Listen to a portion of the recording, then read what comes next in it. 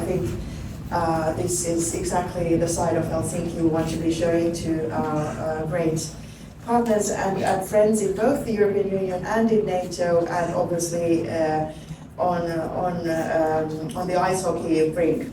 So there is great potential in our bilateral relations, and particularly when it comes to trade, when it comes to the green and the digital transition, for instance, but also in ramping up our defense industry to fulfill also the NATO targets, which we will be discussing actually starting from tomorrow in Sweden.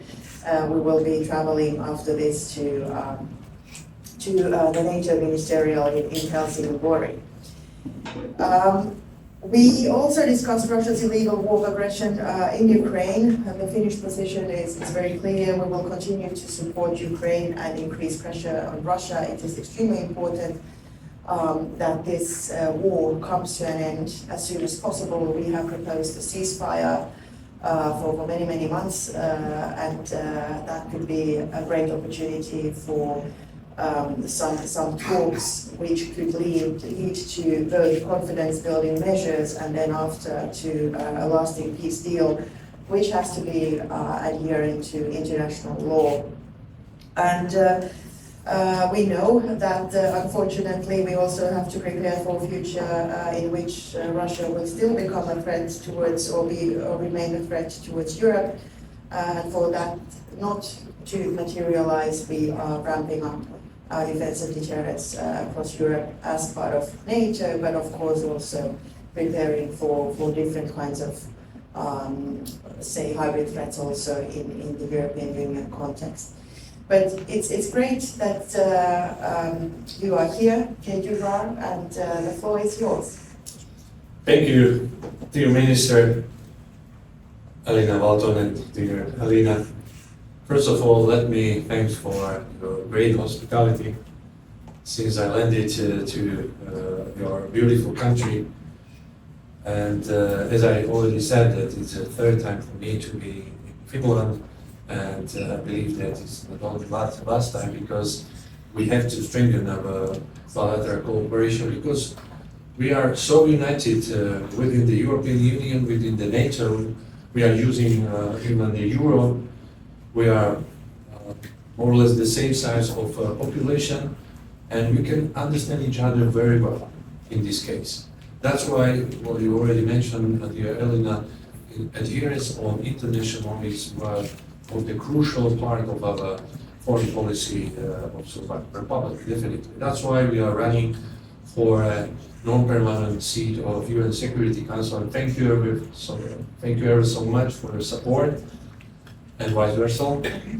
We support your country, and we can contribute somehow sharing these common values to the international law, which are eroded so hugely nowadays, and what we are witnessing right now.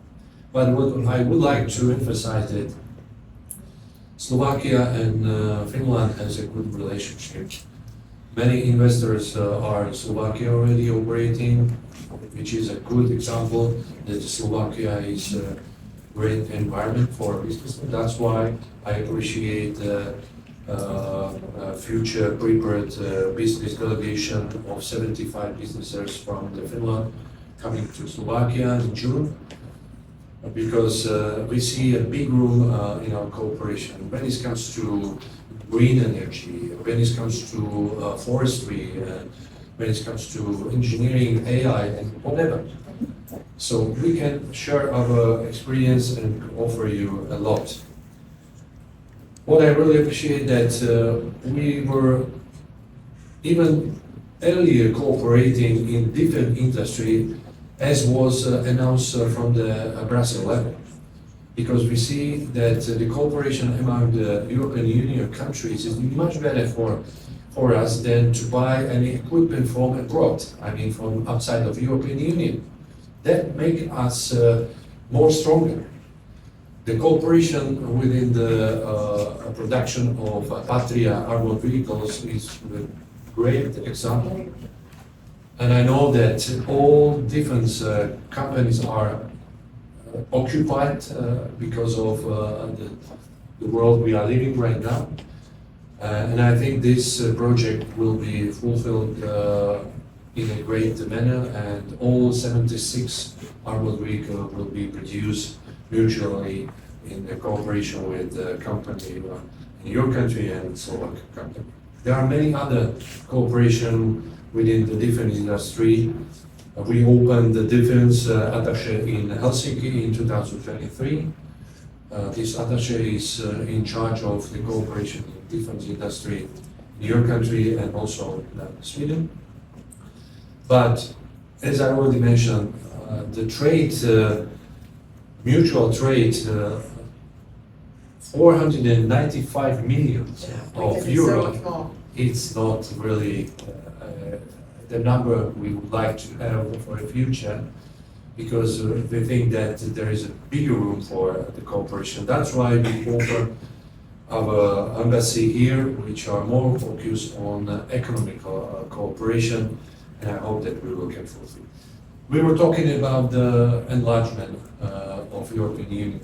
We agree both that no shortcuts, only merit-based process for the countries of Western Balkans and also Eastern Partnership country. We support to get Ukraine on its path to the European Union as well, because we, especially neighboring countries, Slovakia, need a stable partner in our neighborhood, democratic, prosperous, and secure partner. So we support this. Slovakia is a little bit different when it comes to NATO neighborship of Ukraine, because we are against it, and I think now it's clear that there is no any discussion about the Ukraine membership in NATO. I am very open to say this because it's also very good to know, transparent, what is our position. And tourism was another part we were trying to elaborate. Also, we were talking about the ice hockey, which is, I think, for Finland, well known that Bratislava is a historical place for ice hockey, Finnish ice hockey. 2 gold medals you got in our country, and probably you will have another chance in 2029, where Slovakia will organize the next World Championship.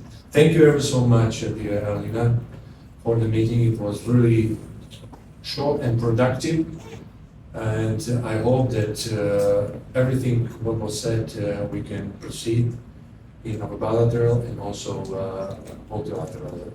Thank you. Thank you. I'm afraid we do not have time for questions today. We're running out of time schedule. So thank you, ministers. Thank you for coming.